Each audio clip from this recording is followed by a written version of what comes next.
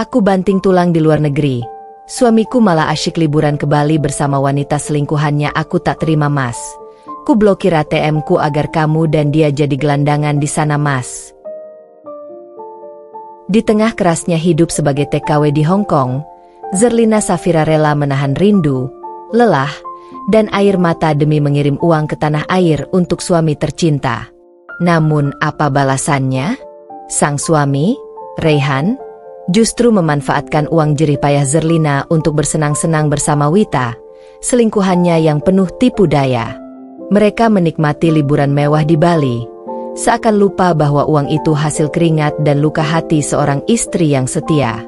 Namun, Zerlina bukan perempuan lemah. Saat video kemesraan Rayhan dan Wita tersebar lewat teman-teman online-nya, Zerlina langsung mengambil alih kendali.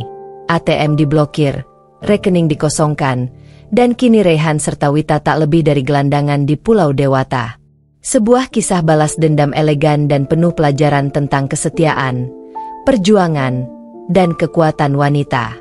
Like, comment, subscribe. Kalau kamu juga geram lihat kelakuan Rayhan dan Wita, jangan lupa like videonya. Tulis pendapat kalian di kolom komentar. Tim Zerlina atau tim Rayhan? Dan yang paling penting, subscribe sekarang juga biar kamu nggak ketinggalan cerita-cerita dramatis lainnya yang penuh emosi dan inspirasi. Sebelum masuk ke dalam ceritanya, Bunda absen dulu. Bunda semua dari daerah mana saja? Bagi yang sudah subscribe semoga rezekinya lancar. Namaku Zerlina Safira, tapi orang-orang biasa memanggilku Zel. Aku lahir di sebuah desa kecil di Jawa Tengah, di antara hamparan sawah yang luas dan suara jangkrik yang selalu menemani malam. Aku bukan siapa-siapa, hanya anak petani yang terbiasa hidup dalam kesederhanaan. Tapi sejak kecil, aku punya impian besar, membahagiakan orang tuaku, dan suatu hari, membangun rumah sendiri dari hasil kerja kerasku. Setelah lulus SMA, aku sempat bekerja di pabrik selama 2 tahun. Tapi gajinya tak seberapa. Sementara kebutuhan keluarga makin menumpuk. Akhirnya, setelah banyak pertimbangan dan restu dari ibu, aku memutuskan untuk merantau menjadi TKW di Hong Kong. Awalnya berat, sangat berat. Jauh dari rumah, dari orang tua, dari tanah kelahiran. Hari-hariku dipenuhi kerja tanpa henti, membersihkan rumah, merawat anak majikan, memasak, mencuci, tanpa waktu istirahat yang cukup. Tapi aku tahan, karena aku punya tujuan. Di saat aku sedang berjuang di negeri orang, ada satu sosok yang menjadi penyemangatku, yang selalu kuceritakan dalam setiap surat dan panggilan video. Suamiku, Rayhan. Kami menikah sebelum aku berangkat ke Hong Kong. Rayhan adalah laki-laki yang dulu kurasa paling mengerti aku. Dia tidak kaya, tapi dia perhatian dan manis saat pertama kami bertemu. Aku yakin, selama aku bekerja di luar negeri, dia akan menjaga kesetiaan dan merawat cinta kami. Setiap bulan aku mengirim uang ke rekening Rayhan. Katanya, untuk renovasi rumah, untuk kebutuhan harian, dan untuk menabung agar suatu hari kami bisa buka usaha kecil-kecilan. Tapi aku tak pernah menyangka, semua itu hanya bagian dari kebohongan besar yang Rayhan sembunyikan dengan rapi. Aku tidak tahu bahwa saat aku bertahan dengan luka dan keringat di negeri orang, dia justru bersenang-senang dengan Wita, sahabat lamaku yang pernah menginap di rumah saat aku pulang kampung terakhir kali. Dan semua itu akan terkuak dengan cara yang tidak pernah kubayangkan. 3 tahun aku bekerja di Hong Kong. Gajiku memang tak seberapa, tapi dengan gaya hidup hemat, aku bisa menyisihkan cukup banyak untuk masa depan kami. Setiap akhir bulan, aku selalu kirim uang ke Rayhan. Tidak pernah telat. Kadang aku bahkan mengirim lebih jika dia bilang butuh tambahan karena ada urusan penting. Aku percaya, aku istri, dan dia suami. Apa gunanya cinta kalau bukan untuk saling percaya? Tapi hari itu, segalanya berubah. Minggu siang, hari liburku. Aku duduk di kamar kecilku, membuka media sosial sekadar mengusir rindu kampung halaman. Saat sedang scroll Instagram, Aku melihat sebuah foto yang membuat jantungku seperti dihantam palu godam. Raihan duduk santai di sebuah kafe mewah di Bali dengan Wita, sahabatku sendiri, yang dulu sering curhat tentang laki-laki brengsek dan selalu bilang aku perempuan paling beruntung punya suami seperti Raihan. Mereka terlihat bahagia, tertawa, berpelukan, dengan caption penuh sindiran. Healing itu hak semua orang, apalagi sama yang selalu ngerti kita. Dan emotikon hati merah. Darahku langsung naik. Tanganku gemetar. Aku tak mau percaya begitu saja. Mungkin editan. Mungkin foto lama. Tapi saat aku klik lokasi, Cafe Sunset Uluwatu, dan melihat tanggal upload yang hanya 2 hari lalu, semua harapan yang kusimpan runtuh seketika. Aku mulai menyelidiki lebih dalam. Akunku memang fake, jadi Wita dan Raihan tak tahu aku bisa melihat story mereka. Dan betapa hancurnya hatiku saat melihat story Wita menampilkan pemandangan villa mahal, wine, dan Raihan keluar dari kolam renang hanya dengan handuk melilit pinggang. Air mataku jatuh. Tapi bukan karena sedih, karena marah, karena dikhianati. Karena dibodohi, aku langsung membuka aplikasi perbankan. Raihan memang memakai ATM dan rekening atas namaku, karena dulu kami sepakat begitu. Aku masih punya kontrol penuh. Tanpa pikir panjang, aku blokir semua akses rekening, dan menyisakan hanya beberapa ratus ribu. Cukup untuk bikin mereka panik. Silakan lanjutkan liburan kalian. Raihan, Wita. Tanpa uangku. Nikmatilah saat kalian masih bisa tertawa. Karena setelah ini, aku akan membuat kalian tahu arti kehilangan sebenarnya. Di antara isak tangis dan kemarahan, aku hanya mengucapkan satu hal sambil menatap foto mereka yang kini kusimpan sebagai bukti. Selamat datang di neraka buatanmu sendiri, Raihan. Hari itu matahari masih bersinar cerah di Pulau Dewata.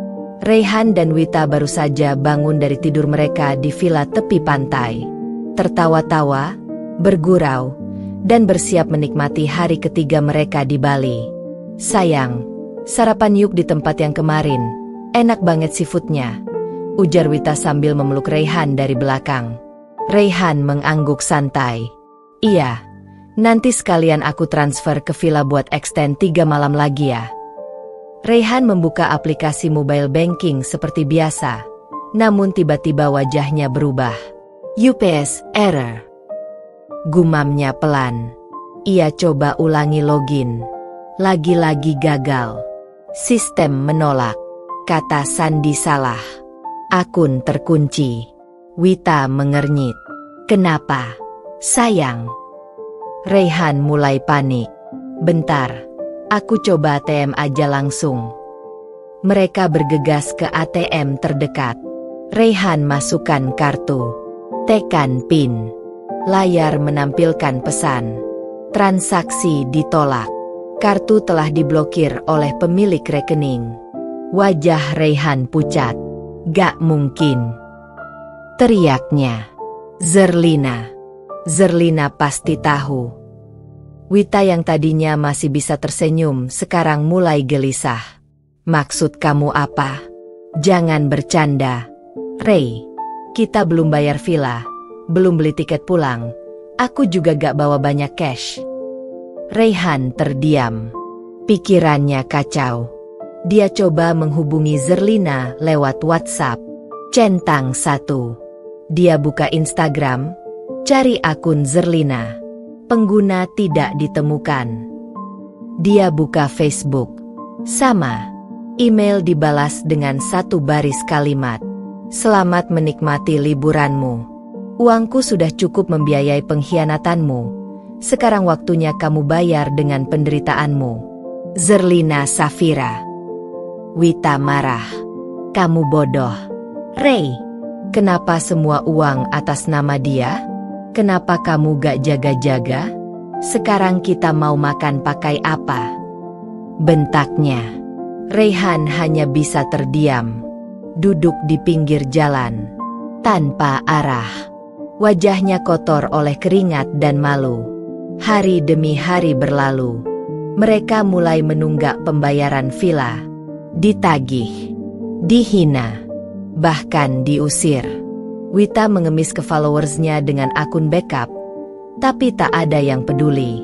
Mereka dikenal sebagai pelakor dan suami durhaka. Akun mereka dibanjiri hujatan. Mereka akhirnya tidur di emperan toko, makan dari sisa-sisa warung, dan mencuri wifi dari kafe untuk sekadar mencari lowongan kerja serabutan. Reyhan, yang dulu dielu-elukan Zerlina sebagai laki-laki yang paling setia, kini jadi bahan tertawaan. Dan Zerlina, dia mulai menikmati hidupnya kembali. Menabung, memperbaiki mentalnya, dan perlahan menyusun rencana untuk pulang dengan kejayaan, bukan kesedihan. Zerlina tidak menangis lagi, karena dia tahu, pengkhianat tak pantas diberi belas kasih. Mereka pantas diberi pelajaran. Setelah 2 minggu hidup seperti gelandangan di Bali, Reyhan tak punya pilihan selain pulang ke kampung.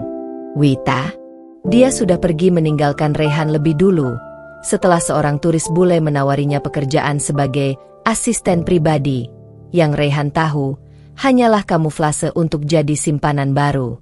Dengan sisa uang receh dan tumpangan dari sopir truk, Reyhan akhirnya tiba di desanya. Rambutnya acak-acakan, bajunya lusuh, wajahnya sayu. Bukan lagi Reyhan yang dulu disanjung tetangga karena istrinya sukses kerja di luar negeri. Langkahnya terasa berat saat menyusuri jalan kecil menuju rumah orang tuanya.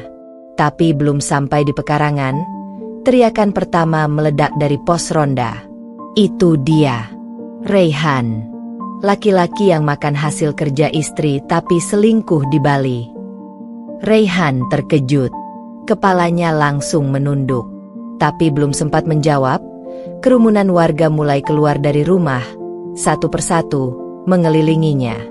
Gak malu kamu, Han? Zerlina banting tulang di luar negeri. Kamu enak-enakan tidur sama pelakor. Kalau gak bisa jaga istri, mending jangan nikah, Mas Reyhan. Sia-sia anak desa jadi kebanggaan kalau kelakuanmu lebih rendah dari binatang. Teriakan itu makin tajam. Bahkan beberapa warga menyiramkan air comberan ke arahnya. Reyhan tak bisa berkata-kata.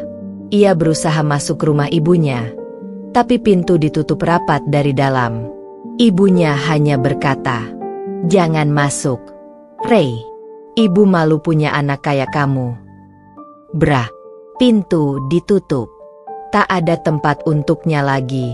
Reyhan terduduk di depan pagar rumah, basah kuyup, kedinginan, dan terhina. Semua ini karena satu kesalahan fatal, mengkhianati Zerlina Safira. Sementara itu, di Hong Kong, Zerlina duduk santai di balkon apartemen majikannya. Ia tersenyum puas membaca pesan dari sepupunya yang mengabarkan bahwa Reyhan sudah pulang dan diusir warga. Ia menulis di buku hariannya, "Sakitku sudah cukup lama, tapi balasanku tak pernah salah sasaran. Terima kasih, semesta. Kini aku siap pulang, bukan untuk Reyhan, tapi untuk diriku sendiri." Zerlina tahu, kisah cintanya sudah tamat, tapi kisah hidupnya baru dimulai. Dan kini, ia tak hanya perempuan kampung biasa. Ia adalah perempuan yang bertahan dan menang. 3 bulan setelah Reyhan pulang dengan tubuh lusuh dan aib yang menempel seperti cap dosa, aku, Zerlina Safira, menginjakan kaki kembali di tanah kelahiranku. Tapi kali ini aku pulang bukan dengan tangan kosong. Aku bawa koper penuh tabungan hasil kerja kerasku di luar negeri. Aku bawa pengalaman, luka, dan keberanian baru. Dan yang terpenting, aku bawa harga diri yang tak akan pernah lagi diinjak oleh siapapun. Begitu aku turun dari mobil travel, mataku langsung disambut wajah-wajah tetangga yang dulu hanya mengangguk sekilas. Kini mereka berlarian menyambutku, bagaikan pahlawan pulang dari medan perang. Zerlina AA, ya Allah, kamu pulang juga nak. Kami semua tahu perjuanganmu. Bangga banget punya perempuan sekuat kamu. Tangisku tumpah, bukan karena sedih, tapi karena aku tak pernah menyangka masyarakatku akan berdiri bersamaku. Bahkan kepala desa pun datang langsung untuk menyambutku. Zerlina Safira, kami minta maaf. Kami telah tahu siapa yang salah dan siapa yang benar. Tapi hari ini, desa ini mengakui kamu perempuan luar biasa. Malam itu, warga membuat syukuran kecil. Bukan mewah, tapi hangat. Aku duduk di antara mereka, dikelilingi orang-orang yang dulu tak tahu betapa perihnya aku diam-diam disakiti, dan kini mengangkat kepalaku lebih tinggi. Dan Raihan? Dia mengintip dari kejauhan, berdiri di balik pohon mangga, tak berani menampakkan diri di depan umum. Wajahnya kurus, bajunya compang-camping. Tak lagi ada wibawa, apalagi harga diri. Salah satu ibu-ibu nyeletuk dengan pedas tapi tepat. Tuh lihat, karma kalau datang gak ketuk pintu dulu. Aku hanya tersenyum. Karena bagiku, diam adalah pembalasan paling megah untuk pengkhianat. Di akhir acara, aku berdiri. Kutatap semua mata yang tertuju padaku. Dan untuk pertama kalinya, aku bicara lantang. Aku bukan korban. Aku penyintas.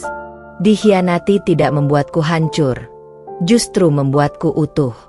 Terima kasih untuk luka yang mendewasakanku. Dan untuk Raihan, maaf, kamu bukan bagian dari masa depanku lagi. Tepuk tangan bergemuruh. Tangisan haru terdengar. Malam itu, Zerlina Safira bukan lagi sekadar istri dari Raihan. Ia adalah lambang kekuatan.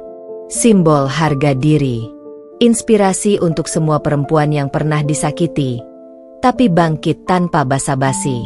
3 bulan setelah kepulanganku, hidupku berubah total. Bukan karena nasib, tapi karena aku memilih untuk bangkit. Aku tahu, aku gak boleh terus hidup dalam bayang-bayang Raihan. Dan yang lebih penting, aku harus buktikan bahwa tanpa Raihan pun, aku bisa berdiri bahkan lebih tinggi dari sebelumnya. Dengan modal hasil kerjaku selama bertahun-tahun di luar negeri, aku membuka sebuah usaha kecil di pinggir jalan, kedai kopi dan camilan rumahan. Tapi bukan kedai biasa. Tempatku punya ciri khas, menyuguhkan bukan hanya kopi, tapi cerita. Aku namai tempat itu, Kopi Safira. Pahitnya kehidupan, manisnya perjuangan. Setiap sudutnya kuisi dengan kutipan semangat, foto-foto perjuanganku di negeri orang, dan mural tentang perempuan yang dikhianati tapi tak menyerah.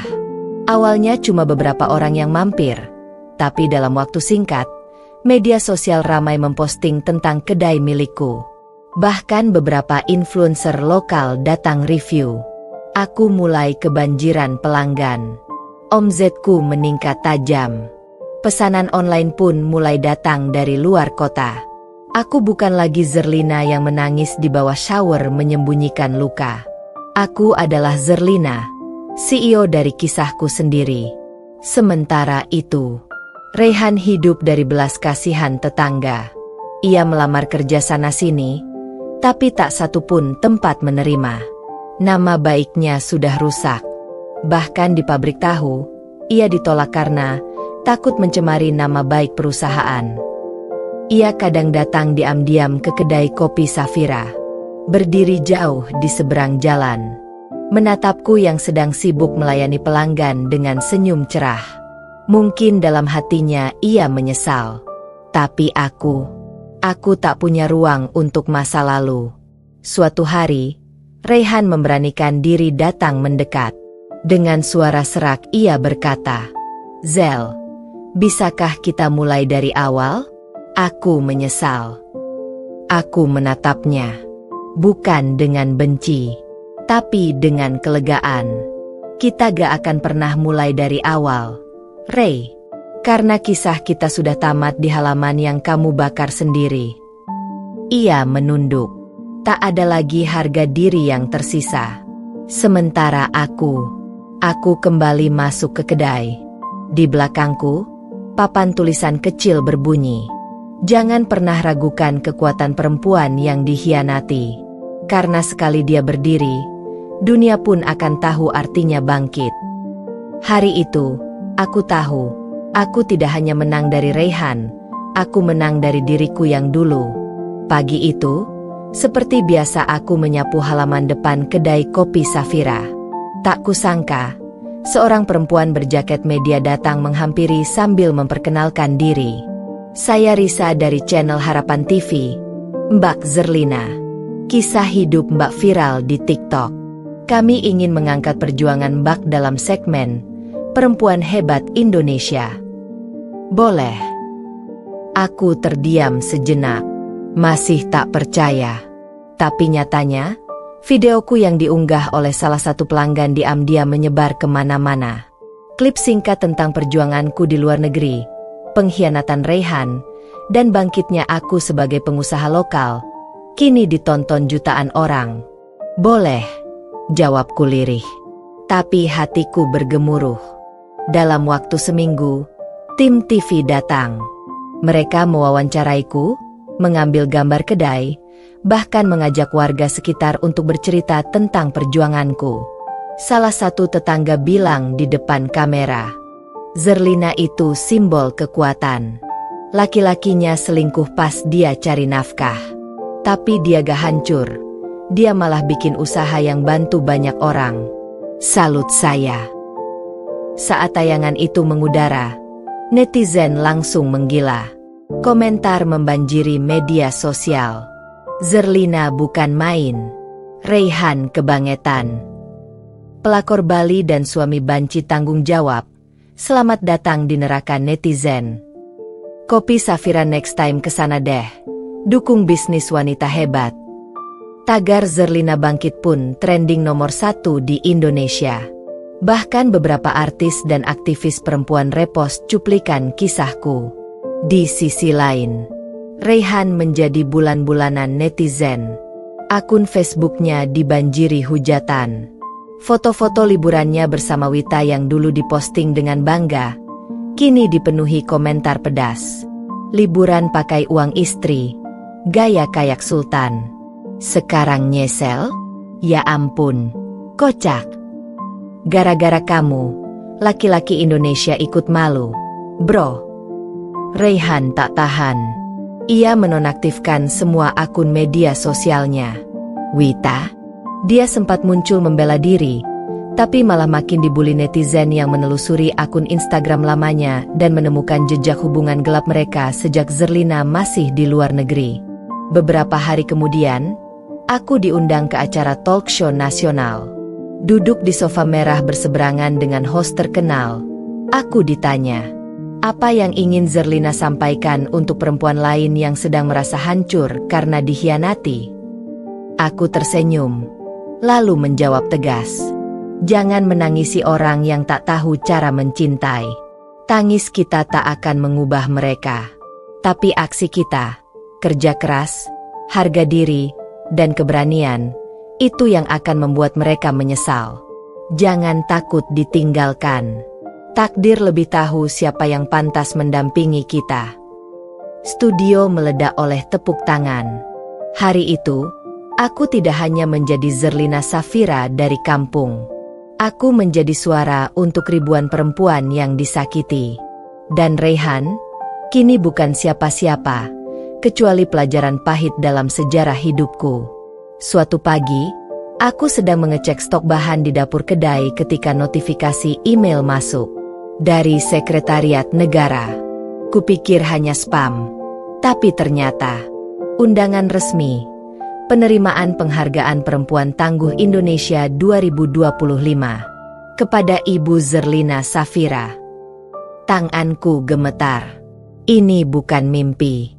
Namaku terpampang di surat resmi.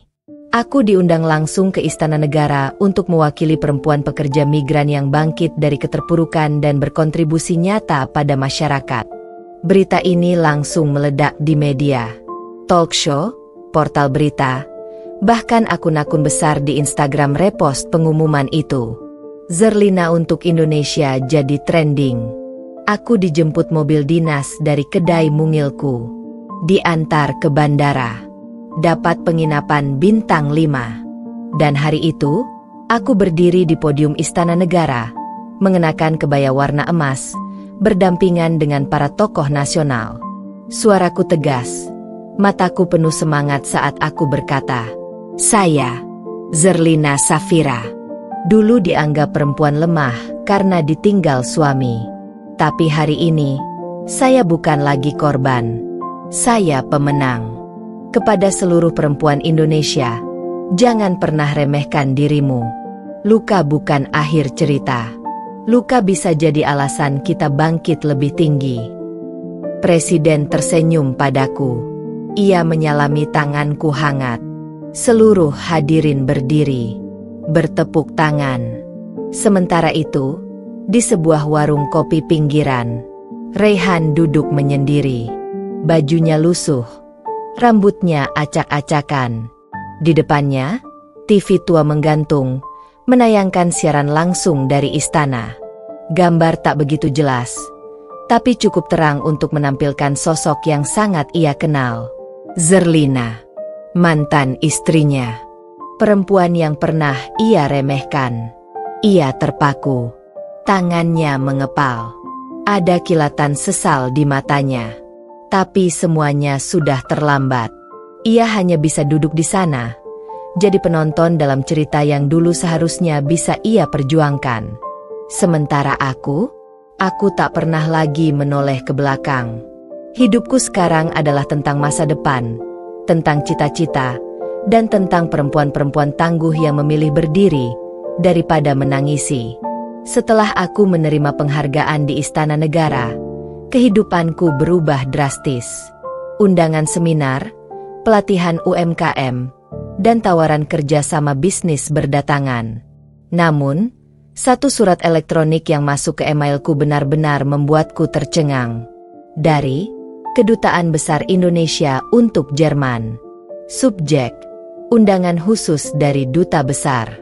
Awalnya aku mengira itu hanya urusan seminar atau kerja sama diplomasi.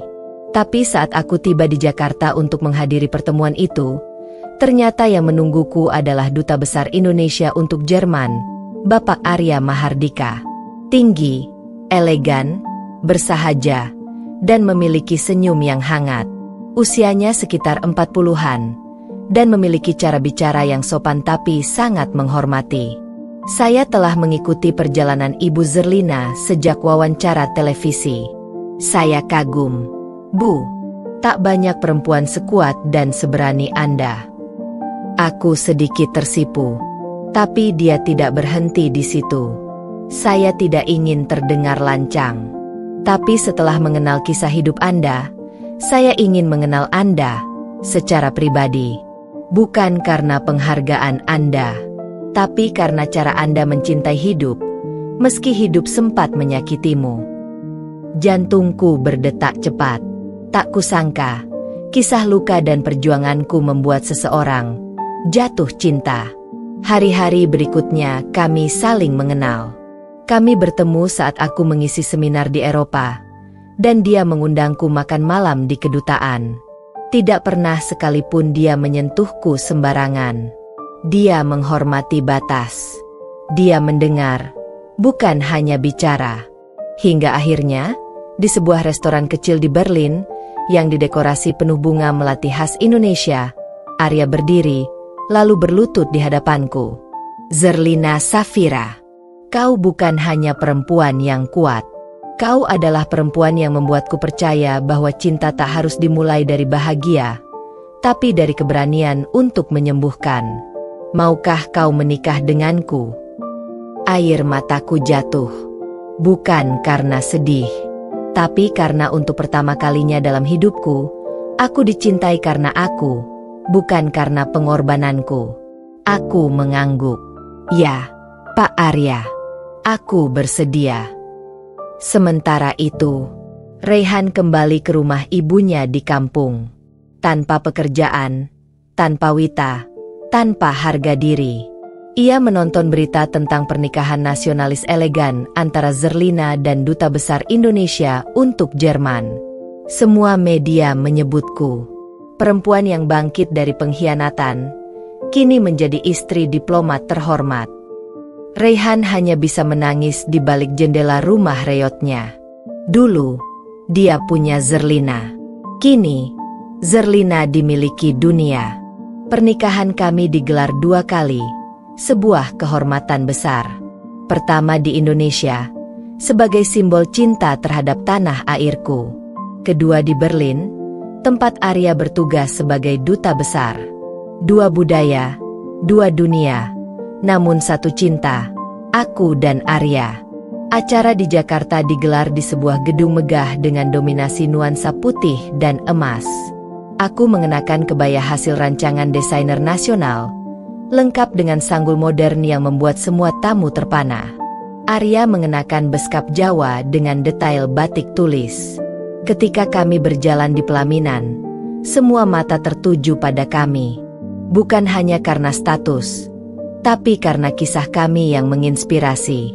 Tak sedikit tamu undangan yang menangis haru ketika MC menyebut, pengantin perempuan kita hari ini bukan hanya perempuan yang kuat, tapi perempuan yang menang. Dari luka, dari pengkhianatan, dan dari masa lalu yang gelap. Di Berlin, pernikahan kami berlangsung lebih intim, bertema garden party di Taman Kedutaan Besar. Gaun putihku menjuntai anggun, dihiasi renda motif bunga melati. Arya mengenakan setelan hitam klasik, tampak gagah dengan pin merah putih di dada kirinya. Para tamu internasional berdiri ketika aku datang digandeng Arya. Di sana, aku bukan lagi Zerlina sang istri korban, tapi Zerlina Mahardika, diplomatik spouse yang disegani. Foto-foto kami viral di berbagai media. Dari pengorbanan menuju kehormatan. Inilah kisah Zerlina, mantan TKW jadi istri duta besar. Sementara itu, Raihan duduk di atas motor rusaknya di depan rumah ibunya di kampung. Tangan kanannya memegang koran. Terpampang jelas foto pernikahanku dan Arya. Ibunya keluar dengan wajah kecewa. Kau pikir ibu akan terus biarkan kau tinggal di sini? Setelah semua malu yang kau bawa ke keluarga? Malu aku, Raihan. Malu. Tas Raihan dilempar keluar. Gerbang dikunci. Dia ditinggal duduk di trotoar dengan selembar sarung dan kenangan yang membusuk. Tak ada Wita. Tak ada uang. Tak ada tempat. Hanya ada satu nama di otaknya yang kini mustahil ia raih kembali. Zerlina. Di akhir pesta Berlin, saat aku dan Arya berdansa diiringi alunan piano klasik, dia membisikkan sesuatu ke telingaku. Terima kasih sudah mau memilihku, Zerlina.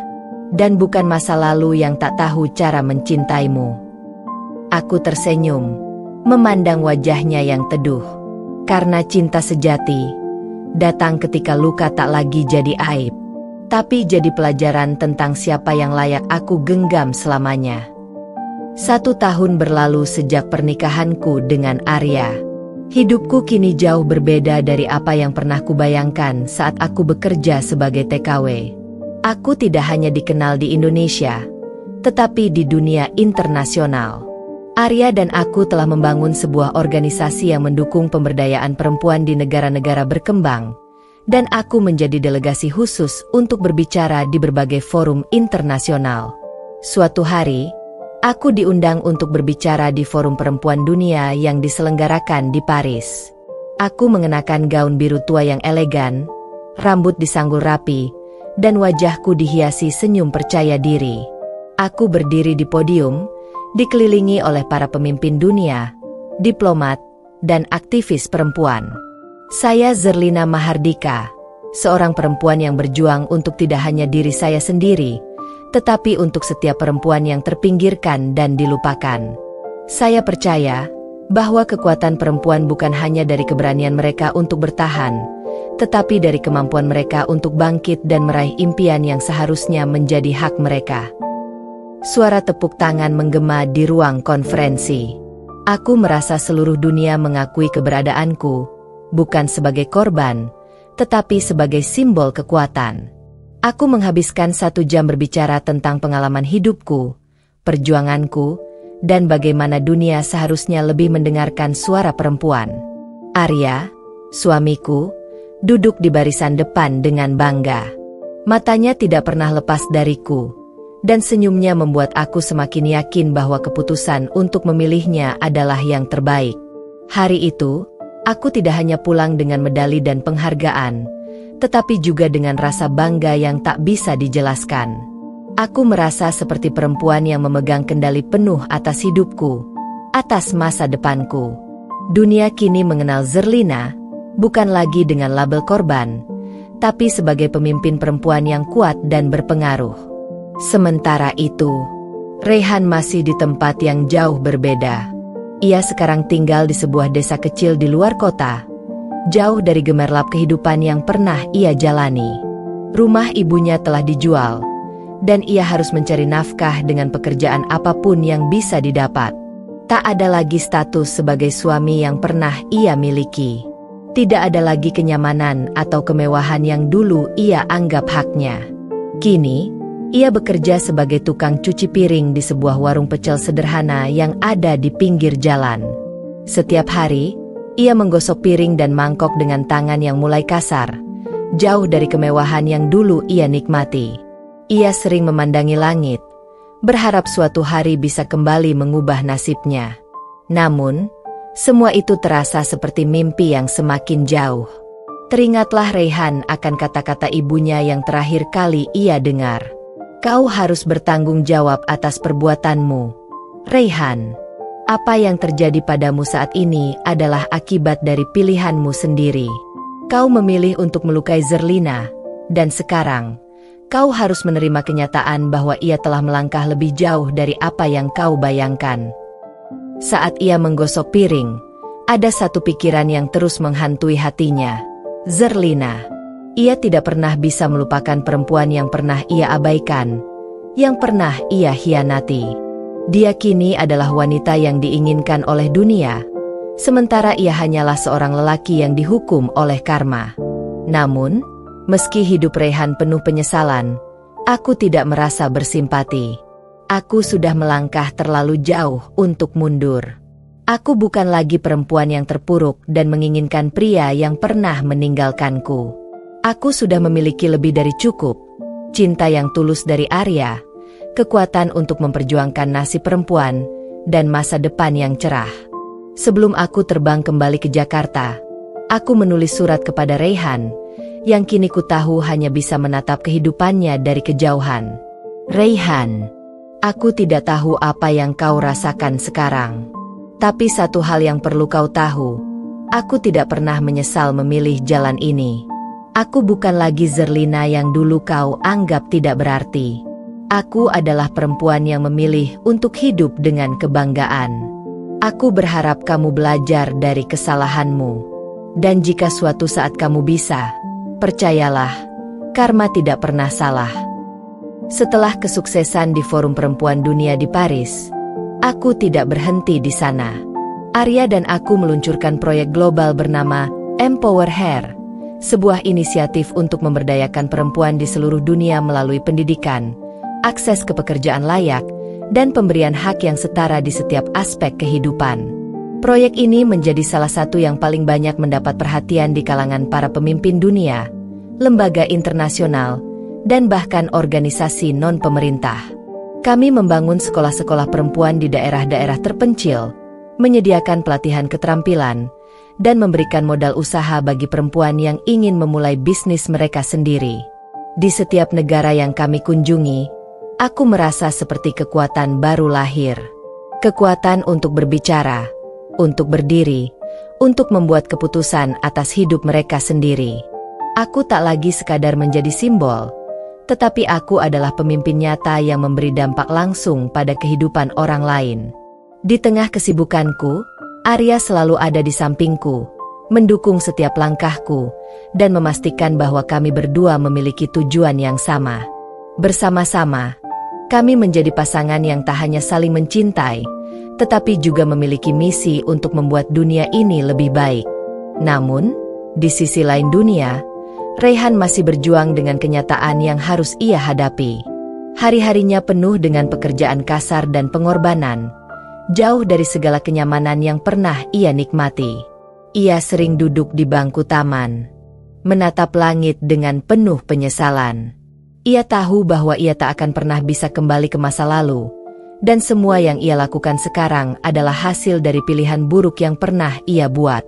Suatu hari, Rayhan mendapat kesempatan untuk bertemu dengan seorang pengusaha lokal yang memperhatikannya karena kerja kerasnya di warung pecel tempat ia bekerja. Pengusaha itu menawarkan pekerjaan sebagai asisten, sebuah peluang yang bisa mengubah hidupnya. Namun, saat ia memegang kartu nama pengusaha tersebut, sebuah suara dalam hatinya berkata, "Apakah ini yang aku inginkan? Sebuah pekerjaan yang penuh dengan ketidakpastian? Sebuah hidup yang tak lagi bisa kugenggam." Rayhan tahu, ini bukanlah sebuah kebetulan. Ini adalah karma yang mengajarinya untuk lebih menghargai hidup dan membuat keputusan yang lebih baik.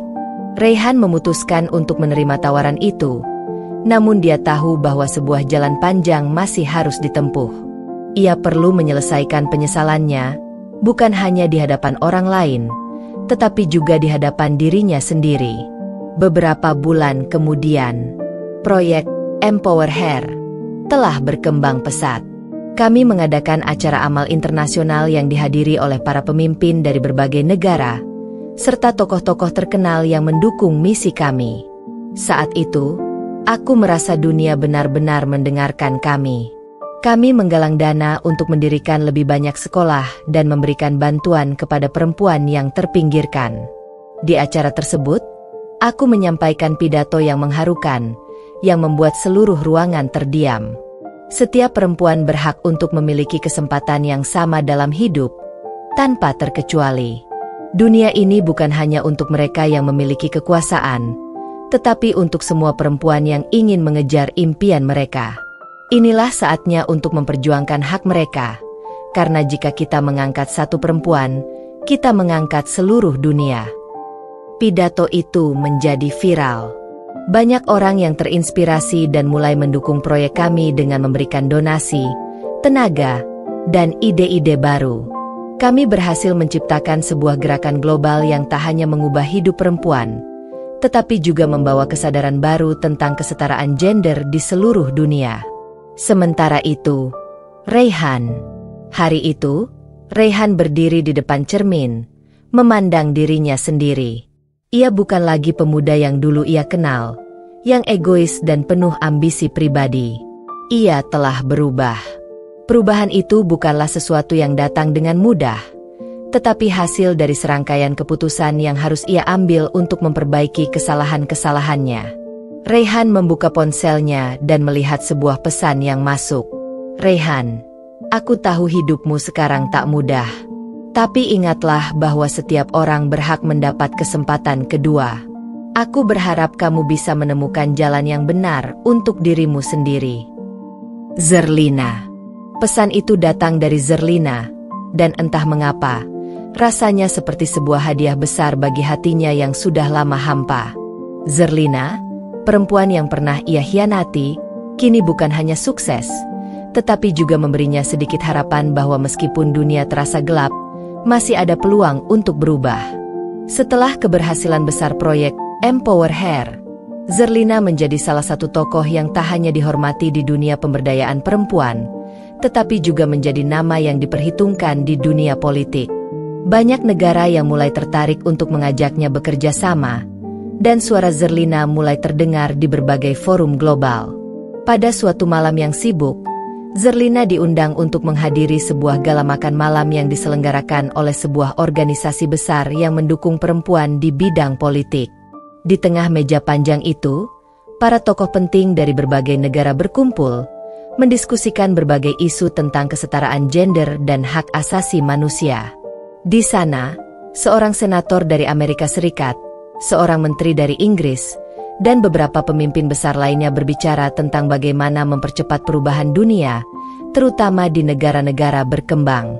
Zerlina berdiri, dengan percaya diri dan tegas, menyuarakan ide-idenya. Perempuan bukanlah objek yang harus dilindungi. Kami adalah individu yang memiliki hak untuk berpendapat, untuk berjuang, dan untuk membuat keputusan atas hidup kami sendiri. Dunia ini tidak akan maju tanpa kontribusi perempuan. Maka, saya di sini untuk memastikan bahwa suara kami didengar dan diakui. Suasana ruangan mendadak sunyi. Setiap kata yang diucapkan Zerlina seolah menggema di hati setiap orang yang mendengarnya. Senator itu tersenyum dan memberi tepuk tangan. Semua mata tertuju pada Zerlina, dan di sana, di tengah forum dunia, Zerlina tahu bahwa dia sedang membuka jalan untuk sebuah perubahan besar. Zerlina mulai dipertimbangkan sebagai calon untuk posisi komisioner PBB untuk pemberdayaan perempuan dan hak asasi manusia. Tentu saja, ini adalah kesempatan besar yang datang dengan tantangan yang sangat besar pula. Banyak yang menyarankan agar ia melangkah ke dunia politik lebih dalam. Bahkan ada yang mendorongnya untuk mencalonkan diri sebagai kandidat presiden suatu negara. Namun, Zerlina tahu betul bahwa dunia politik penuh dengan permainan keras, dan tak semua orang yang bermain di dalamnya memiliki niat baik. Namun, dia merasa siap. Di sisi lain, Reyhan, setelah sekian lama berjuang di bawah bayang-bayang penyesalannya, mulai menemukan dirinya kembali. Pekerjaan sebagai asisten pengusaha lokal membuka banyak peluang untuknya. Namun, hatinya masih terasa kosong. Ia tahu bahwa ia harus melakukan lebih dari sekadar bekerja untuk hidup. Ia harus menemukan tujuan yang lebih besar dalam hidupnya. Pada suatu pagi yang cerah, Reyhan berjalan menyusuri jalan yang sunyi, merenungkan hidupnya. Saat itu, dia mendapat panggilan tak terduga. "Reyhan, aku butuh bantuanmu. Ada proyek besar yang bisa mengubah hidup kita semua." Suara di ujung telepon adalah suara teman lamanya, Andi, yang dulu bekerja bersama Reyhan di perusahaan tempat mereka pernah dipecat. Andi menjelaskan bahwa mereka memiliki kesempatan untuk bekerja sama dengan Zerlina dalam proyek global besar, yang tidak hanya bertujuan untuk meningkatkan kesejahteraan ekonomi, tetapi juga untuk menyelamatkan banyak perempuan yang hidup dalam kemiskinan. Reyhan tahu bahwa ini adalah kesempatan yang tidak bisa dilewatkan.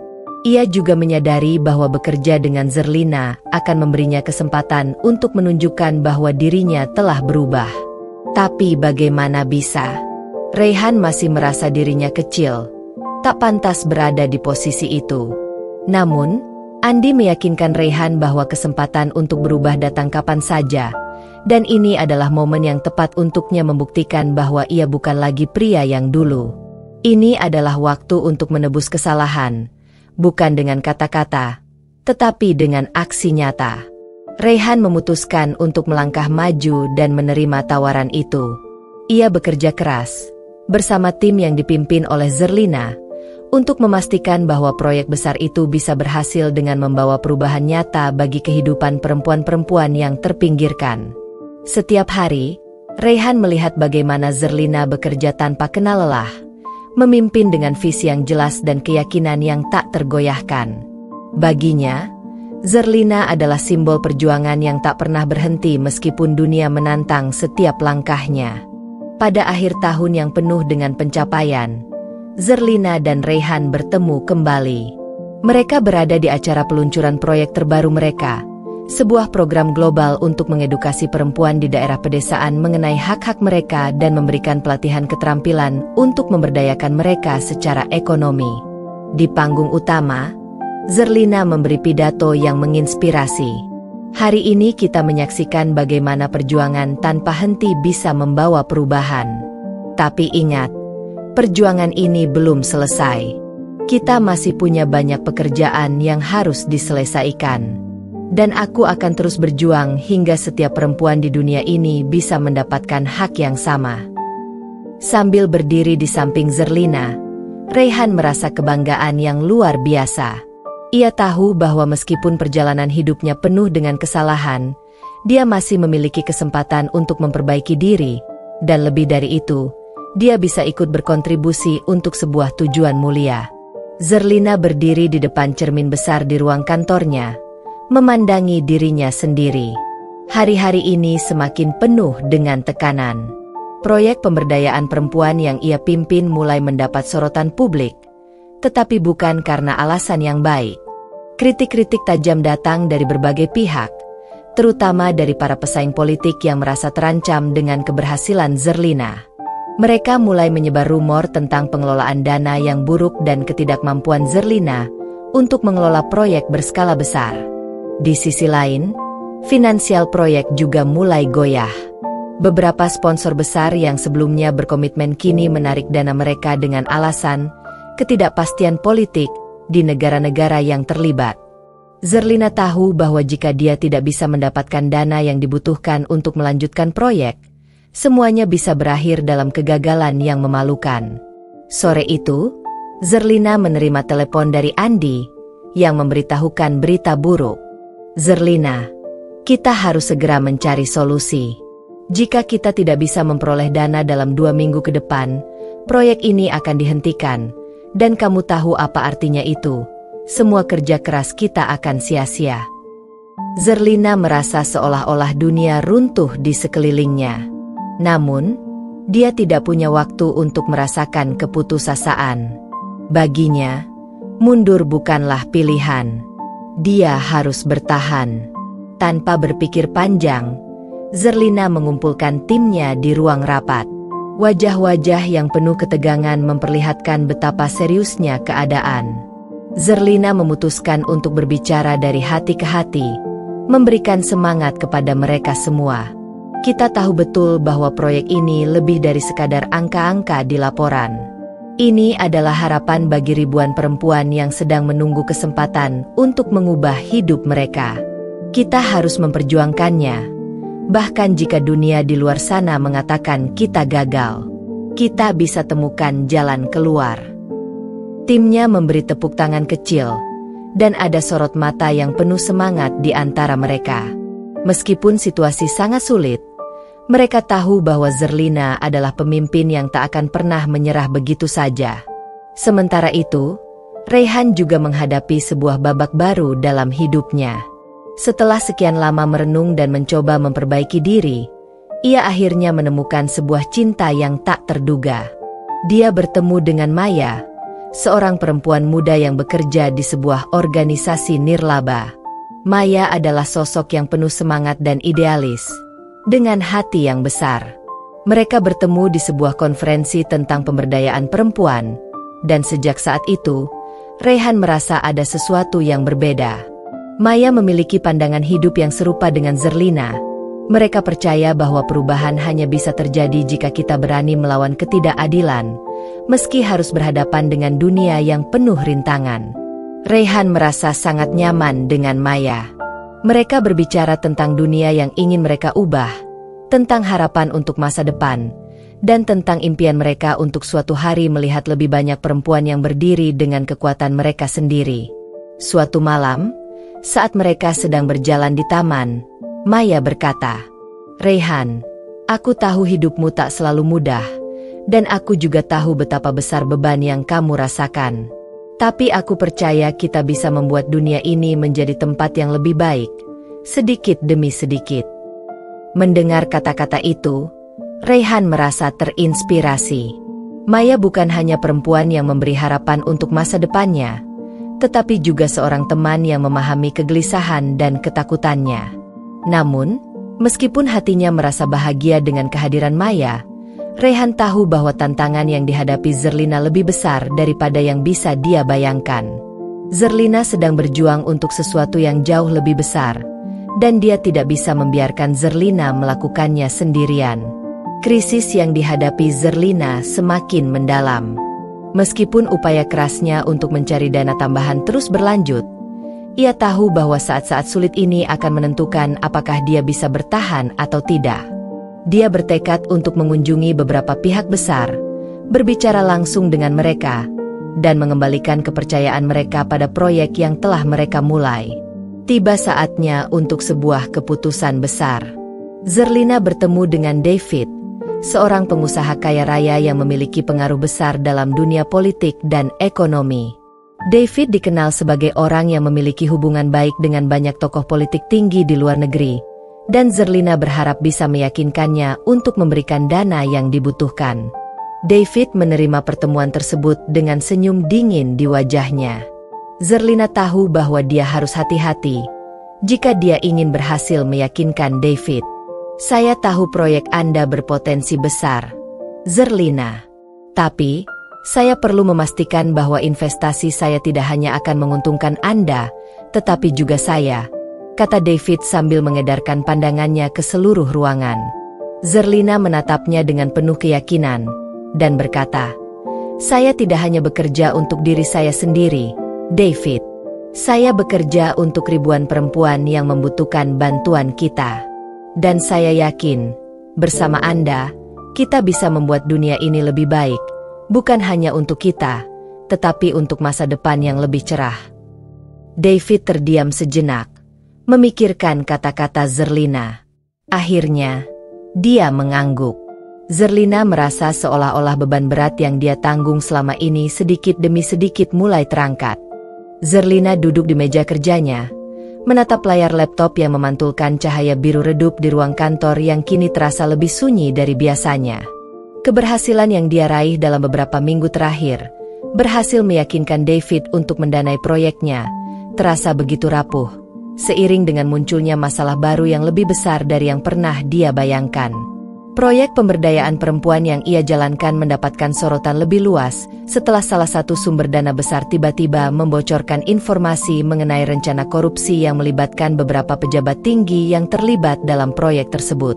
Meskipun Zerlina tahu bahwa dia sendiri tidak terlibat dalam praktik buruk itu, sudut pandang publik sudah mulai berbalik. Sebagai pemimpin proyek ini, Zerlina terjebak dalam situasi yang sulit. Dia harus membersihkan nama proyek dan memastikan bahwa hal ini tidak merusak reputasinya, dan lebih dari itu, tidak merusak kesempatan bagi perempuan yang telah mengandalkannya. Di saat yang sama, Reyhan juga sedang mengalami konflik batin yang tak kalah besar. Meskipun ia kini merasa lebih hidup dan penuh harapan dengan kehadiran Maya, hatinya masih terikat dengan Zerlina. Zerlina adalah wanita yang telah memberinya kesempatan untuk memperbaiki dirinya, dan Reyhan merasa terikat untuk membantunya, meskipun tidak tahu caranya. Sore itu, Zerlina menerima telepon dari Andi, yang menyampaikan kabar buruk. "Zerlina, saya baru saja mendapat informasi dari sumber yang terpercaya. Ada laporan dari pihak yang tak bertanggung jawab yang mengaitkan nama Anda dalam skandal ini.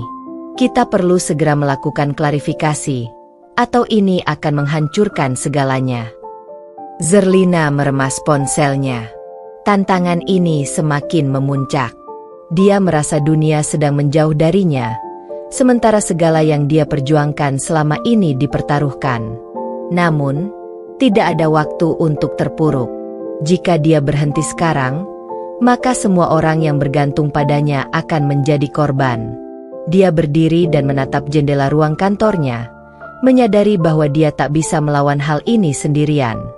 Dia membutuhkan seseorang yang bisa membantunya melalui krisis ini, seseorang yang memiliki pengaruh cukup besar untuk melawan kekuatan yang lebih besar.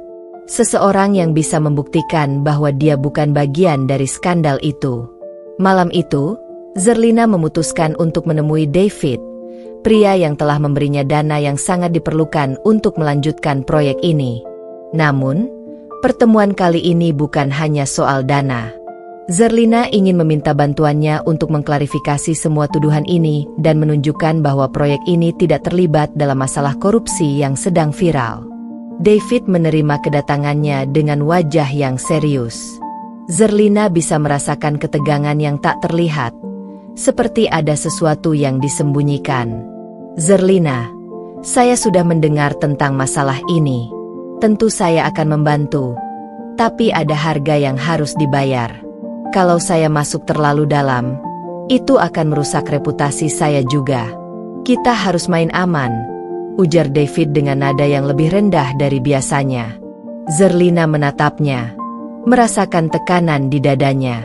"Saya tahu saya mengandalkan Anda, David. Tetapi saya bukan hanya berbicara soal uang. Ini lebih besar dari itu. Saya berbicara soal hidup ribuan perempuan yang bergantung pada kita.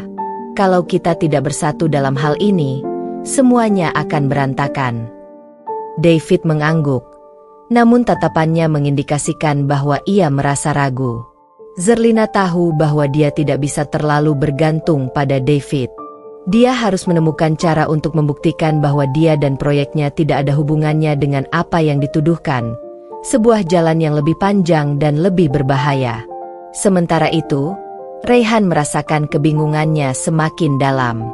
Maya sudah memberinya banyak kebahagiaan, namun dia tahu bahwa Zerlina masih membutuhkan bantuannya. Dia merasa terpecah antara dua dunia.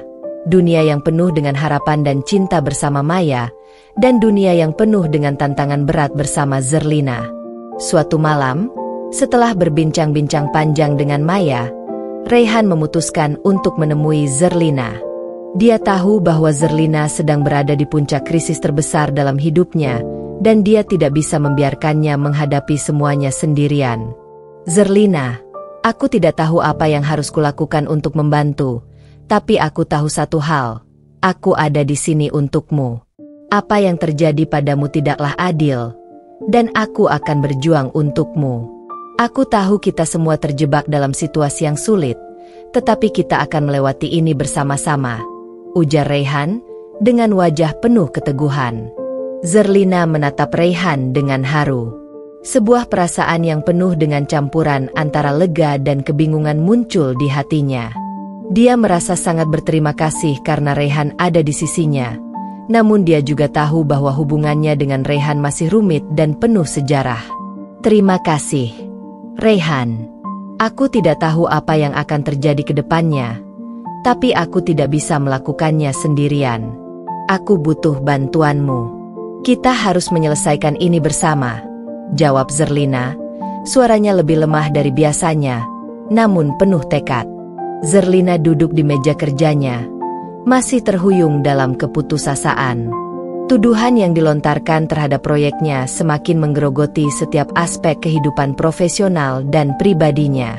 Semua yang dia bangun selama bertahun-tahun kini tampak rapuh di ujung jari. Namun, satu hal yang membuatnya tetap bertahan adalah tekad untuk tidak menyerah. Selama beberapa hari terakhir, Zerlina menghabiskan setiap jamnya mencari bukti untuk membersihkan nama proyek pemberdayaan perempuan yang telah diusahakan begitu keras. Setiap detik terasa begitu berharga, sementara tekanan dari berbagai pihak terus meningkat. Banyak yang mulai meragukan integritasnya, bahkan beberapa kolega terdekatnya ikut menjauh. Zerlina merasa terisolasi. Sementara itu, Rayhan berada di tempat yang tidak jauh berbeda. Meskipun ia ingin membantu Zerlina, ada perasaan yang semakin rumit. Ia merasakan ketegangan dalam hubungannya dengan Maya, wanita yang kini hadir dalam hidupnya dengan penuh cinta dan harapan. Rayhan mulai merasa bersalah karena dua dunia yang dia jalani terasa tidak lagi seimbang. Pada suatu malam yang kelam, Rayhan memutuskan untuk menemui Zerlina. Ia tahu bahwa Zerlina sedang berada di titik yang sangat rendah, dan dia ingin memberinya dukungan yang diperlukan. Dengan tekad yang bulat, Rayhan melangkah memasuki kantor Zerlina yang sepi, hanya ada cahaya redup yang menyinari wajahnya. Zerlina, aku datang untuk memberimu semangat, ujar Rayhan pelan, sambil duduk di kursi di sebelah meja kerjanya. Zerlina mengangkat wajahnya, terlihat lelah dan tertekan, namun matanya masih menyimpan api perjuangan yang tak ingin padam. Dia menatap Rayhan, mengetahui bahwa kehadiran pria ini bukan hanya soal pekerjaan, tapi juga tentang hubungan mereka yang rumit. Aku tak tahu berapa lama aku bisa bertahan seperti ini, Rayhan, jawab Zerlina dengan suara serak. Suaranya hampir hilang oleh keputusasaan. Semua orang mulai meragukan aku, bahkan orang-orang yang pernah mendukungku. Rayhan menatap Zerlina dengan penuh empati. Ia ingin mengatakan bahwa semuanya akan baik-baik saja, namun ia tahu itu tidak semudah itu. Apa yang Zerlina hadapi bukan hanya sekadar krisis profesional, tapi juga krisis pribadi yang mendalam. Rayhan merasa tidak bisa tinggal diam. Aku tidak akan biarkan kamu jatuh, Zerlina. Kita akan bersama-sama menghadapi semua ini. Jika kamu butuh apapun, aku ada di sini, kata Rayhan dengan tegas. Namun ada ketegangan dalam suaranya. Meskipun ia berusaha kuat, hatinya merasa berat. Zerlina terdiam sejenak, merenung. Perasaan campur aduk mengalir dalam dirinya. Ia tahu bahwa bantuan Rayhan sangat berarti, tetapi ia juga sadar bahwa hubungannya dengan Rayhan sudah terlalu rumit. Tidak hanya karena masa lalu mereka, tetapi juga karena perasaan yang mulai tumbuh di antara mereka berdua, sesuatu yang ia coba untuk tidak rasakan. Tiba-tiba, sebuah suara keras dari luar ruangannya memecah keheningan.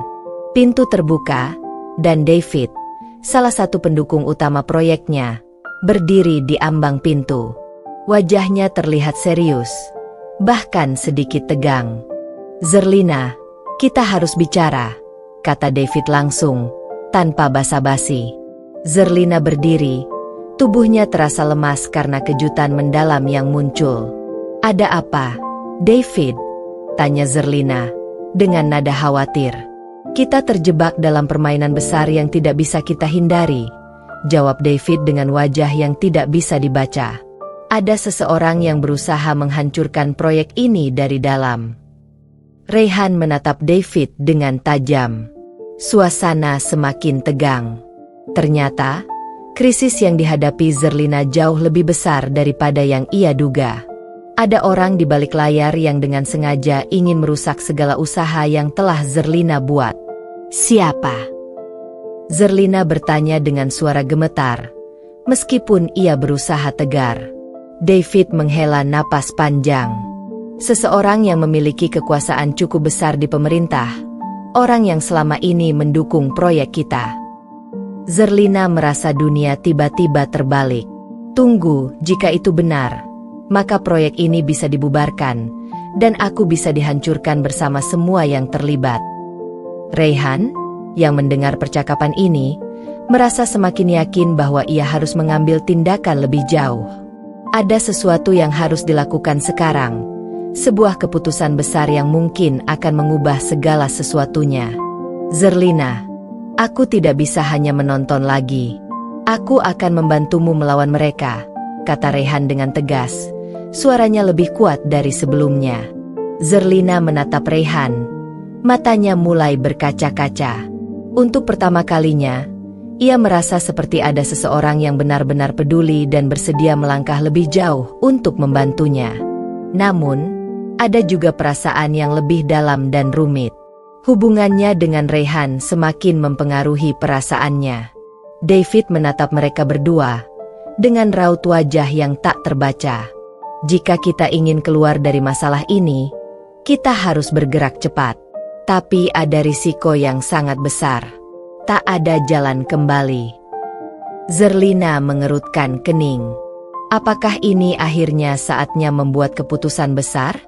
Apakah ia akan mempertaruhkan segalanya? Atau apakah ia akan mundur dan kehilangan kesempatan yang begitu besar? Zerlina menatap David dengan wajah penuh ketegasan. "Jika kita mau bertahan, kita harus bergerak cepat. Aku tak mau kehilangan proyek ini begitu saja," ujarnya, suaranya tak terdengar ragu. Meski tubuhnya masih lelah, hatinya dipenuhi semangat yang lebih kuat dari sebelumnya. Rayhan berdiri di sebelahnya, matanya menatap penuh tekad. "Aku akan bantu kamu, Zerlina. Apapun yang harus kita lakukan," kata Rayhan, dengan suara yang lebih tegas dari sebelumnya. Namun, di dalam hatinya, ada kecemasan yang tak bisa diabaikan.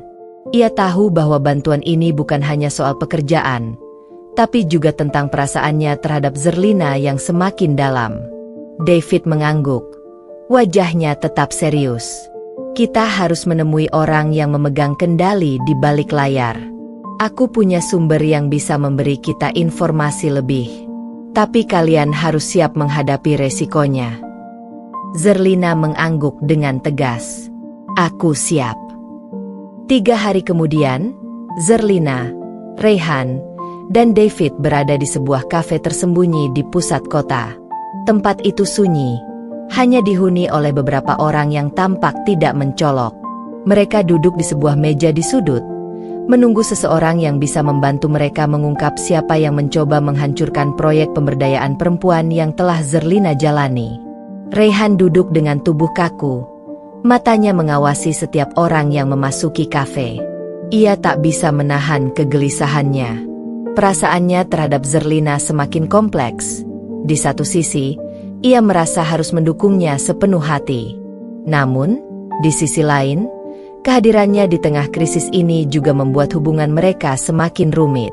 Tiba-tiba, pintu kafe terbuka, dan seorang pria masuk dengan langkah cepat. Dia mengenakan jas hitam, penampilannya rapi namun menyimpan misteri. Pria itu langsung mendekati meja mereka, memberikan kode yang hanya bisa dimengerti oleh David. "Kita tidak punya banyak waktu," kata pria itu singkat. "Apa yang kalian tahu?" David menjelaskan dengan singkat, "Kita tahu ada seseorang di dalam pemerintah yang berusaha menjatuhkan Zerlina. Kami butuh bukti konkret untuk membalikkan keadaan." Pria itu memandang Zerlina, matanya tajam dan penuh perhitungan. "Kalian harus sangat hati-hati. Orang yang kalian hadapi bukanlah seseorang yang mudah dipermainkan." Zerlina menelan ludah, merasa tekanan semakin berat. "Siapa orang itu?" tanyanya, suara sedikit gemetar, meskipun ia berusaha terlihat tegar. Pria itu menarik napas panjang dan menatap mereka satu persatu. "Aku tak bisa memberitahu kalian langsung siapa dia, tapi aku bisa memberimu petunjuk. Jika kalian ingin menyelidikinya lebih dalam, kalian harus siap untuk menghadapi apa yang ada di baliknya. Banyak orang yang sudah terlibat dalam permainan ini." David memandang pria itu dengan tajam. "Berapa harga yang harus kita bayar untuk informasi ini?" Pria itu tersenyum dingin. "Kalian sudah membayar harga itu dengan berada di sini. Sekarang, kalian harus siap melangkah lebih jauh." Setelah percakapan singkat itu, pria tersebut memberikan sebuah dokumen yang tersembunyi di balik tasnya. "Ini semua yang bisa aku beri. Sisanya, kalian yang harus menggali." Setelah itu, dia bangkit dan berjalan pergi, meninggalkan mereka dengan ketegangan yang menggantung. Zerlina menggenggam dokumen itu erat-erat, merasa berat dengan apa yang akan datang. Namun, ada harapan yang menyala dalam hatinya. Ini adalah langkah pertama untuk membalikkan keadaan, dan meskipun jalan yang akan ditempuh sangat berbahaya, ia tahu bahwa ia tidak bisa mundur. Reyhan menatap Zerlina, melihat kilau tekad yang terpancar di matanya. "Kita akan lakukan ini bersama-sama," kata Reyhan, dan Zerlina mengangguk dengan penuh keyakinan. Namun, dalam hati Zerlina, sebuah pertanyaan besar mulai muncul. Apa yang akan terjadi jika proyek ini benar-benar berhasil? Apa yang akan terjadi pada dirinya dan Reyhan setelah ini? Ada ketegangan yang mulai merayapi hubungan mereka, dan ia tahu bahwa keputusan yang akan mereka ambil bisa mengubah hidup mereka selamanya. Zerlina memandang dokumen di tangannya. Keputusan yang akan diambilnya bukan hanya tentang menyelamatkan proyek ini, tapi juga tentang melangkah ke depan dalam kehidupan yang penuh dengan ketidakpastian. Dengan Reyhan di sisinya, ia tahu bahwa apapun yang terjadi, mereka akan berjuang bersama. Namun, di saat yang sama, perasaannya terhadap pria itu semakin membingungkan. Dalam perjalanan yang tak terelakkan ini, Zerlina harus menghadapi lebih dari sekadar musuh yang bersembunyi di balik kekuasaan. Ia harus menghadapi perasaan yang tumbuh di dalam hatinya, perasaan yang mungkin lebih berbahaya daripada apapun yang pernah ia hadapi. Zerlina memegang erat dokumen yang diberikan oleh pria misterius tadi. Perasaan di dalam dirinya bercampur aduk. Setelah percakapan yang singkat dan penuh ketegangan itu, ia tahu bahwa hidupnya akan berubah total. Tak hanya tentang proyek yang sedang ia perjuangkan, tetapi juga tentang rahasia gelap yang mulai terungkap di balik layar. "Kita harus menganalisis ini dengan hati-hati," ujar Zerlina kepada Reyhan yang duduk di sebelahnya. Mereka berada di ruang tamu apartemen Zerlina yang sederhana, ditemani secangkir kopi panas. "Aku rasa ini lebih dari sekadar usaha untuk menggagalkan proyek pemberdayaan perempuan ini." Reyhan mengangguk, wajahnya serius. "Aku setuju. Ada sesuatu yang lebih besar yang tersembunyi di balik ini, Zerlina." Zerlina memandang Raihan. Matanya menyorotkan ketegasan. Aku tidak akan berhenti sampai aku menemukan siapa yang ada di balik semua ini. Aku berjanji pada diriku sendiri. Raihan menatapnya dengan penuh perhatian. Kamu memang orang yang kuat, Zerlina. Aku kagum padamu. Zerlina tersenyum tipis. Aku harus kuat, Raihan. Ini bukan hanya tentang aku. Ini tentang masa depan banyak orang. Namun, di dalam hati Zerlina, ada ketidakpastian yang tak bisa ia hilangkan. Apakah ia benar-benar siap menghadapi semua ini? Apa yang akan terjadi jika ia harus berhadapan dengan pihak-pihak yang lebih berkuasa daripada yang ia kira? Malam itu, Zerlina tak bisa tidur. Ia memandangi dokumen yang ada di tangannya, mencoba mencari petunjuk lebih dalam. Ada beberapa nama yang tercantum di dalamnya, dan salah satunya adalah seorang pejabat tinggi di pemerintahan yang telah lama dikenal oleh publik. Namun, tidak ada yang menyangka bahwa dia terlibat dalam konspirasi ini. Bagaimana aku bisa melawan seseorang yang begitu kuat? Pikir Zerlina, merasa putus asa sejenak. Namun, ia segera menyadari satu hal. Ia sudah terlalu jauh terlibat. Mundur bukanlah pilihan. Keesokan harinya, Zerlina dan Raihan memutuskan untuk menemui seseorang yang mereka percayai. Seorang jurnalis yang sudah lama mereka kenal, Nina. Nina adalah seorang reporter investigasi yang sangat handal, dan mereka berharap bisa mendapatkan informasi lebih lanjut tentang pejabat tinggi yang terlibat dalam kasus ini. Kalian datang tepat waktu, kata Nina, menyambut mereka di kantornya yang terletak di lantai 2 sebuah gedung tua. Aku baru saja mendapat informasi yang bisa memperkuat bukti kalian. Nina membuka laptopnya dan menunjukkan sebuah file yang berisi rekaman percakapan telepon yang memperlihatkan hubungan gelap antara pejabat tinggi tersebut dengan beberapa orang yang memiliki kepentingan dalam proyek yang ingin dihancurkan. Ini bukti kuat yang bisa kalian gunakan, kata Nina. Tapi kalian harus hati-hati. Orang-orang ini tidak main-main. Zerlina merasa darahnya berdesir mendengar hal itu. Apa yang harus kita lakukan dengan informasi ini? Tanyanya dengan suara rendah. Nina memandangnya serius. Kalian harus melapor ke pihak berwenang. Tapi jangan lupa bahwa kalian juga bisa menjadi target. Kalau kalian tidak hati-hati, bisa saja kalian jadi sasaran. Zerlina menghela napas, merasa semakin tertekan. Aku sudah siap menghadapi apapun. Nina, ini sudah lebih dari sekadar pekerjaan. Ini tentang kebenaran. Raihan yang duduk di samping Zerlina mengangguk setuju. Kami sudah jauh di sini, dan kami tidak bisa mundur. Namun, meskipun ia bertekad, Zerlina tak bisa menghindari perasaan cemas yang menghantui pikirannya. Apa yang akan terjadi setelah ini? Bisakah mereka benar-benar menggulingkan seseorang yang begitu kuat? Dan apakah Raihan tetap di sisinya? Ataukah perasaan mereka yang semakin rumit ini akan menghalangi semuanya? Zerlina. Raihan memanggil namanya dengan suara pelan, menariknya keluar dari pikirannya. Aku ada di sini, dan kita akan melewati ini bersama. Apapun yang terjadi. Zerlina memandang Raihan, dan dalam sekejap, semua keraguan dalam hatinya seolah sirna. Aku tahu, Raihan, jawabnya dengan suara yang lebih tegas. Aku tahu. Sore itu, mereka pulang ke apartemen Zerlina, dan meskipun mereka telah mendapatkan bukti yang bisa meruntuhkan jaringan kekuasaan itu, keduanya tahu bahwa bahaya masih mengintai. Mereka tidak bisa mengungkapkan informasi ini begitu saja tanpa persiapan matang. Pihak-pihak yang terlibat sangat berbahaya dan siap melakukan apapun untuk melindungi kepentingan mereka. Namun, Zerlina dan Raihan tahu bahwa mereka telah sampai pada titik tanpa jalan mundur. Jika mereka tidak melawan, maka keadilan akan tetap terpendam, dan mereka akan kehilangan kesempatan untuk membuat perubahan yang lebih baik bagi banyak orang. Zerlina menarik napas dalam-dalam, kemudian menatap Raihan dengan tatapan penuh tekad. Kita mulai sekarang. Raihan, tidak ada lagi jalan mundur. Raihan mengangguk. Tatapannya sekeras batu. Kita hadapi ini bersama, Zerlina.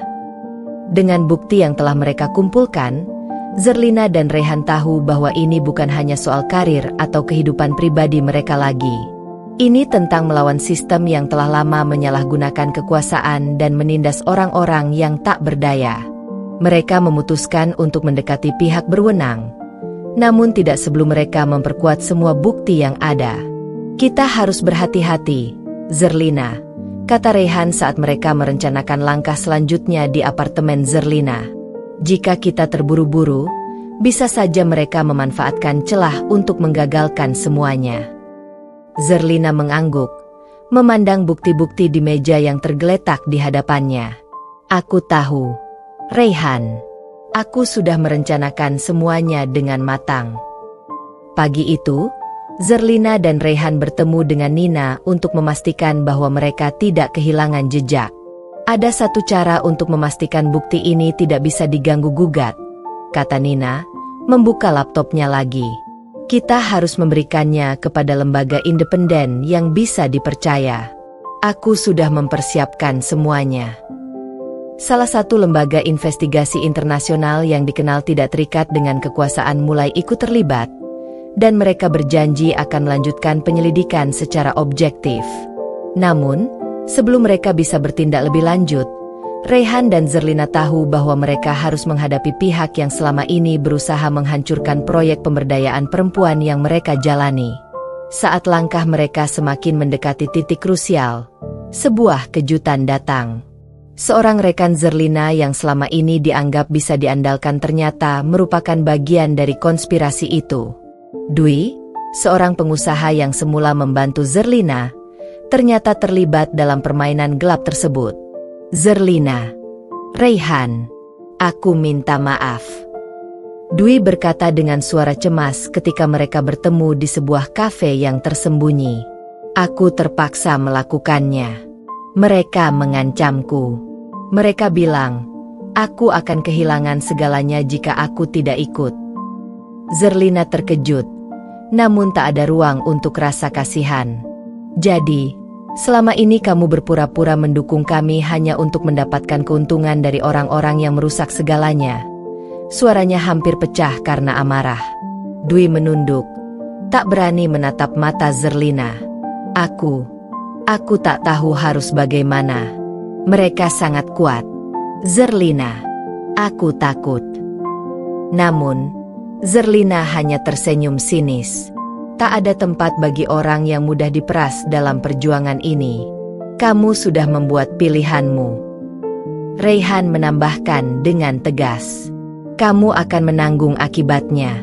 Dwi, kami tidak akan berhenti. Kamu yang memilih untuk berdiri di sisi yang salah. Zerlina dan Raihan meninggalkan Dwi di kafe itu dengan perasaan campur aduk. Walaupun kecewa, mereka tahu bahwa perjuangan mereka harus terus berjalan. Pada akhirnya, Zerlina dan Raihan berhasil mengungkap konspirasi besar yang melibatkan pejabat tinggi dan pengusaha-pengusaha besar yang telah lama merusak sistem yang ada. Proyek pemberdayaan perempuan yang semula ingin dihancurkan, kini menjadi simbol perjuangan dan keberanian. Ketika lembaga investigasi internasional merilis laporan penuh yang mengungkapkan seluruh jaringan itu, negara terkejut. Berita itu menyebar luas, memicu gelombang protes dan dukungan dari masyarakat. Zerlina merasa lega, namun pada saat yang sama, ia tahu bahwa perjuangan ini belum berakhir. Bukan hanya tentang mengungkapkan kebenaran, tetapi juga tentang memastikan bahwa sistem yang telah rusak itu diperbaiki. Raihan berdiri di sampingnya, memegang tangannya. Kita melakukannya, Zerlina. Zerlina menatap mata Raihan dengan penuh rasa syukur. Ya, kita melakukannya. Tapi ini bukan akhir. Raihan, kita masih harus terus memperjuangkan keadilan untuk mereka yang tak punya suara. Raihan tersenyum, penuh kebanggaan. Aku tahu kamu akan terus berjuang, Zerlina, dan aku akan selalu ada di sampingmu. Beberapa bulan berlalu sejak konspirasi itu terungkap. Zerlina kembali fokus pada proyek pemberdayaan perempuan yang kini berkembang pesat. Meski tantangan masih ada, ia merasa lebih kuat dan lebih siap dari sebelumnya. Proyeknya kini mendapat dukungan dari berbagai pihak, dan mereka berhasil membuka banyak kesempatan bagi perempuan untuk membangun kehidupan yang lebih baik. Namun, kehidupan pribadi Zerlina tak lagi begitu rumit. Meskipun ia masih sangat fokus pada pekerjaannya, ia merasa ada keseimbangan yang baru ditemukan dalam dirinya. Dengan Rayhan di sisinya, Zerlina merasa siap menghadapi apapun yang datang ke depannya. Kita memang sudah melalui banyak hal, Rayhan. Tapi aku tahu, kita akan terus bersama untuk masa depan yang lebih baik. Zerlina berkata dengan senyuman hangat. Rayhan merangkulnya. Kamu benar, Zerlina. Kita akan terus berjuang untuk dunia yang lebih baik, dan kita akan melakukannya bersama. Zerlina menatap langit senja, merasa damai. Perjuangan ini mungkin tidak pernah mudah, tetapi ia tahu bahwa setiap langkah yang ia ambil membawa dampak yang lebih besar bagi orang-orang yang membutuhkan. Aku siap untuk langkah selanjutnya. Zerlina berbisik pada dirinya sendiri, dan Rayhan mendengarnya. Kita akan membuat dunia ini tempat yang lebih baik. Dan dengan itu, cerita Zerlina dan Rayhan berakhir dengan janji untuk terus melangkah bersama menuju masa depan yang lebih cerah. Tidak hanya untuk mereka, tetapi untuk semua orang yang membutuhkan perjuangan mereka. Tamat. Terima kasih telah mengikuti perjalanan Zerlina dalam perjuangannya untuk keadilan dan kebenaran. Dengan tekad dan semangat yang tak tergoyahkan, ia telah menunjukkan bahwa satu langkah kecil dapat membuat perubahan besar. Terima kasih.